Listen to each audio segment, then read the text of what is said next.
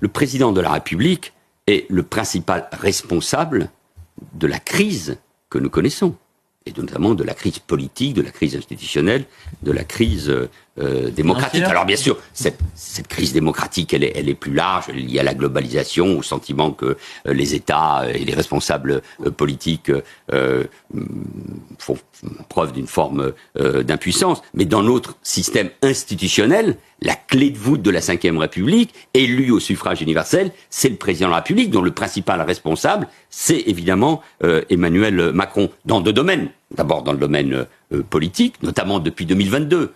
Pas de campagne présidentielle, il n'a pas écouté le message des Français, il n'a pas tenu compte de la majorité relative issue des élections législatives de 2022, il n'a pas voulu une coalition avec les Républicains alors que c'était possible, il a engagé une réforme des retraites particulièrement brutale. C'est comme ça que l'ont ressenti les Français en niant le rôle notamment des partenaires sociaux.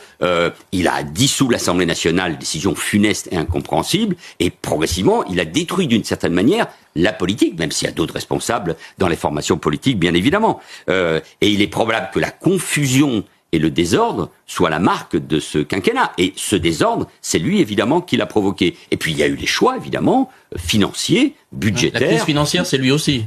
Non, je ne veux pas être caricatural, mais enfin, quand il y a eu la crise des gilets jaunes, on a répondu par des mesures financières.